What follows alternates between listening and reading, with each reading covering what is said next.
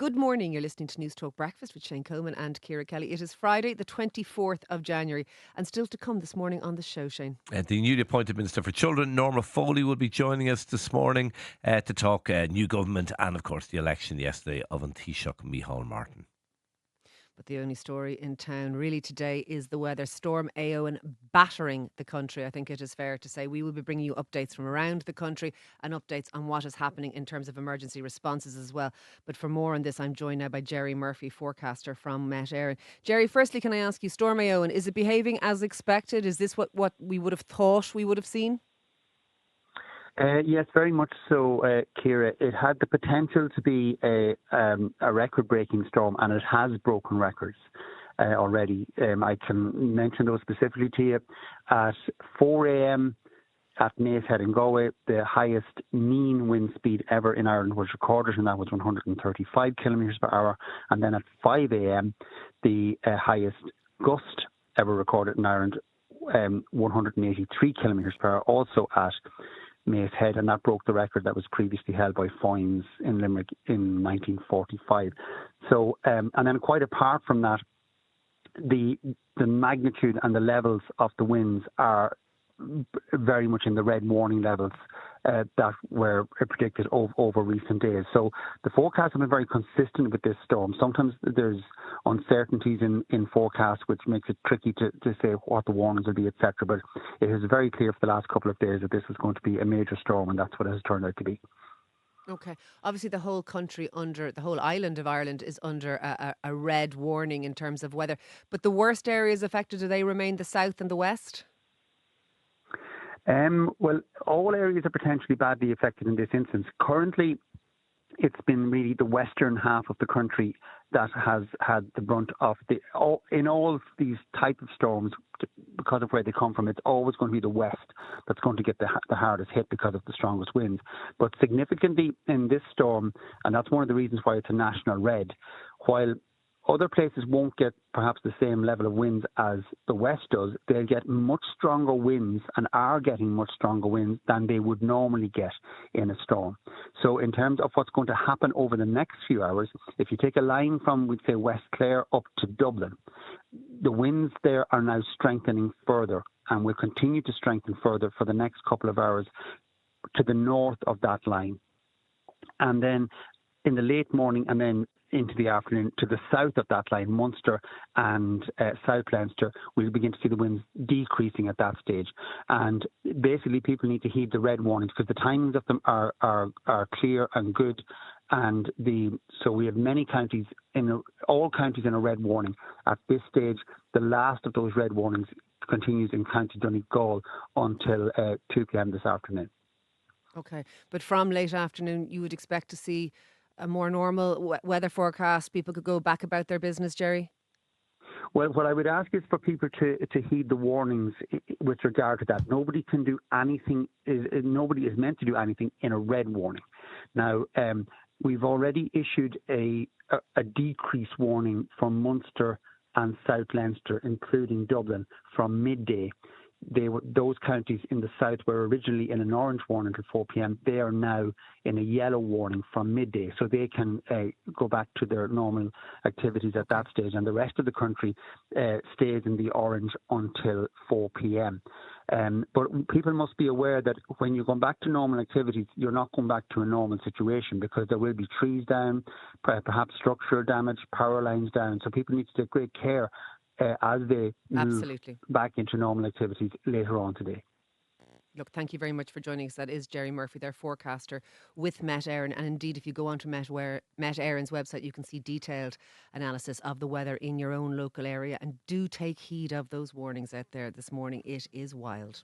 Garda Superintendent Liam Geraghty, there has been a serious incident in Lifford or near Lifford in Donegal. What can you tell us? Good morning, Shane. Good morning to your listeners.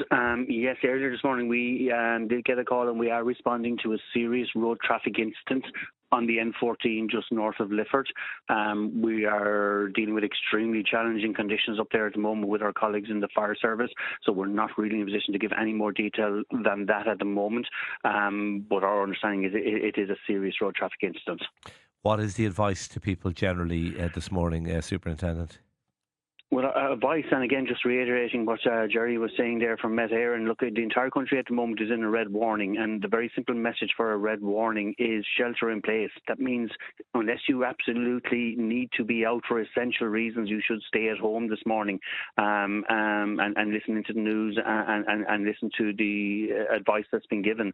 But also, as Jerry said there, while those red warnings will dissipate over the course of the morning and into the afternoon and go to either orange or yellow warnings, the road conditions out there are going to be extremely hazardous today. There are multiple reports of trees down right across the country.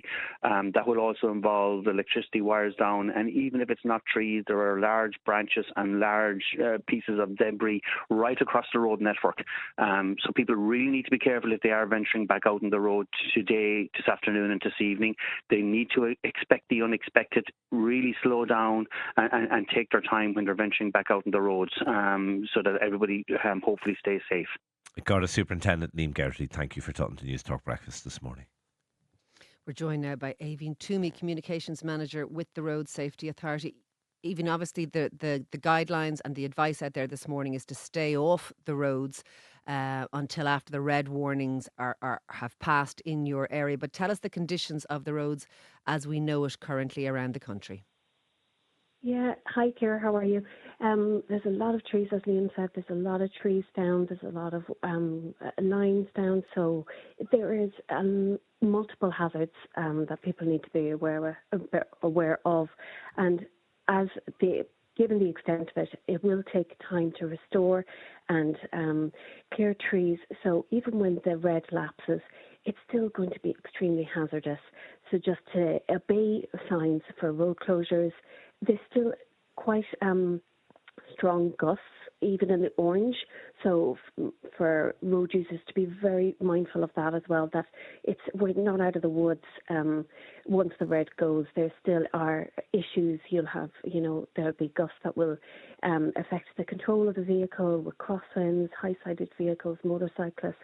So for people, when they're venturing out later in the evening, and again, as Liam said, there's a lot of emergency services, so just allowing the time for those services and crews to be on the road network and try and get us back up and running again. So unless it's absolutely necessary today, don't venture out, is our advice. When you do, just allow extra space, allow wriggle room for motorcyclists or vehicles to be blown off course with those very strong gusts that are over 130 kilometres per hour even in the orange. So there could be debris, there could be vehicles just blown into your path, vehicles veering. So still there's a lot of potential hazards to be aware of. Okay. And obviously, even as well, even if we're in the orange warning because of so much damage taking place overnight, branches and trees could continue to fall later on through the day because of the hammering that they took overnight. Is there any special advice to people travelling on the roads in terms of speed, etc.? Because you could, of course, come across an obstruction or an obstacle. Absolutely. Look, reduce your speed. Expect the unexpected, as Liam said. There will be weakened structures, weakened tree roots. So there is, potential for trees to fall even later in the afternoon or structures. So just to allow extra time in your journey. Look on the local authorities to see what routes are blocked or open, and obey again the road signs and diversions. Allow extra time for your journey, and just be very cautious that there still is potential for debris and trees to be blown down and cables as well. So that's just exercise extreme caution throughout today. Look, thank you very much for joining us. That's Éowyn Toomey there, Communications Manager with the Road Safety Authority. Brian Tapley, ESB Networks Regional Manager. What is the latest state of play in terms of homes, farms and businesses without power? Morning, Shane. Morning. This morning there's 715,000 homes, farms and businesses without power.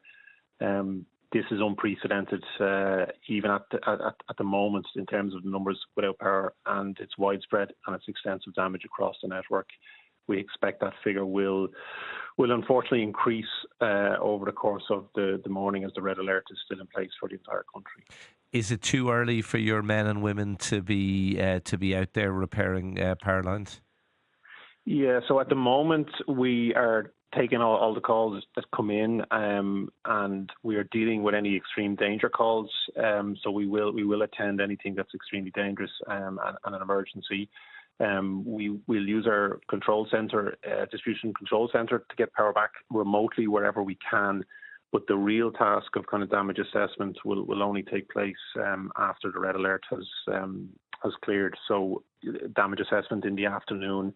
An element of repair will take place in the afternoon, but it'll move into the weekend. The homes that are without power, are they kind of spread across the country, the southern half of the country, or are there particular black spots? Yeah, so in the southwest of the country, South Kerry and County Clare are impacted significantly. When you go into the Midlands, you're looking at Athlone, Longford, Mullingar, Tullamore have kind of large numbers of customers out. And as you move up kind of to the northwest, Sligo and Galway are particularly badly impacted. So far, Donegal isn't as badly impacted as those counties I mentioned. And then over on the northeast, Cavan is particularly badly impacted. So it's kind of throughout the country, but on the coast and through the Midlands as well. It's a huge number of homes affected. I'm presuming this could take some time to rectify. Yeah, this is going to take well into next week. With Storm Dara, it took us up to 7 days to get all customers back, and that was 395,000 customers. So we're talking over a week, I would say, to get all the customers back. And that figure is still rising this morning. So the other thing to say is because there's such a large number of customers and there's such a large amount of damage, we won't have accurate restoration times until we do our damage assessment. So really, PowerCheck will only be giving estimated restoration times over the course of Saturday. It won't be doing that today because we won't have had the opportunity to assess all the damage. Okay, Brian Tapley, ESB Networks Regional Manager, thank you for talking to Newstalk Breakfast, and a big shout out to your team of men and women who are out there restoring power, often in really hazardous conditions. They do an extraordinary job, Ciara. Yeah, they absolutely do. I don't think anyone would be like to be up a ladder or that kind of thing on a day like today. We're joined for more information on all of the updates from Storm Éowyn by Sinead Kelleher, journalist with the Kerry Man and the Irish Independent. Good morning to you, Sinead. We heard from Brian there from the ESB that South Kerry hit particularly hard. What can you tell us?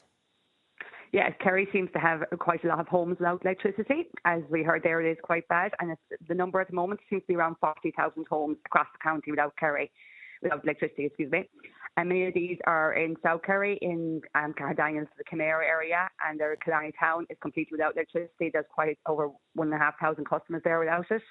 And then when you move up towards the north of the county, it's the same Ballybunion, Castle Island, and West also without electricity. So there's quite a high figure in Kerry. And obviously, as we heard there, there'll be some time before they'll be restored. I mean, it's still very early to assess the total amount of damage, so calls are still coming in. So I'm sure there'll even be more reported by mid-afternoon. The situation is also quite bad in terms of... Sorry, I was going to ask, we heard about emergency services, gable walls blowing in Kerry, roofs coming off in Kerry. You're obviously been hit by some of the brunt of Storm Éowyn there. That appears to be the case, all right. Thankfully, no one seems to have been injured, but the emergency crews had to attend to 2 families last night in Kerry. There was evacuation of a family in Dingle when the gable wall of their house fell in, and another one in Ballybunion when I think the roof of their house came off. Now, no injuries, thankfully, have been reported. Obviously, both very serious incidents and very frightening for the families and very frightening for the crews to have to attend. The storm is still raging through Kerry. I mean, we're still under a red alert for a number of hours, and it's still quite early this morning to know the full extent of the damage, but there are trees down absolutely everywhere. There has been flooding in some places. You know, there's no ESB or heating. Places are all closed. So, yes, we've been quite badly hit here in Kerry. Even before the storm hit last night, reports were coming in of roads closed, like the Malls Gap Road, one of the main tourist roads, also not this busy this time of year maybe, has been closed since early yesterday evening due to a tree falling down. And there was a tree down in the Clough Milltown before 10 o'clock last night, and tiles had come off properties in the Clough area at that time as well. So even well before the red warning hit at 2 a.m, damage had hit Kerry, and it had continued in the same vein throughout the night. Yeah, I have no doubt many roads impassable in Kerry, which is taking the brunt of the storm. That is Sinead Kelleher, journalist with the Kerry Men and the Irish Independent. Shane, I was quite surprised last night here in Wicklow, long before the red warning was kicking in. This was last night, and the red warning kicked in this morning. Torrential rain here. As I mentioned earlier on at the start of the show, 5 leaks in my bedroom roof overnight. I had pots and pans around the room and everything. I mean, this storm really is hitting hard, and harder, I think, than particularly people maybe on the East Coast are used to. Yeah, nearly 200 years ago, Ciara, we had Ihan the Guiha Mora, and maybe not quite at that level, but it is a ferocious storm. Gusts of up to 183 kilometres an hour.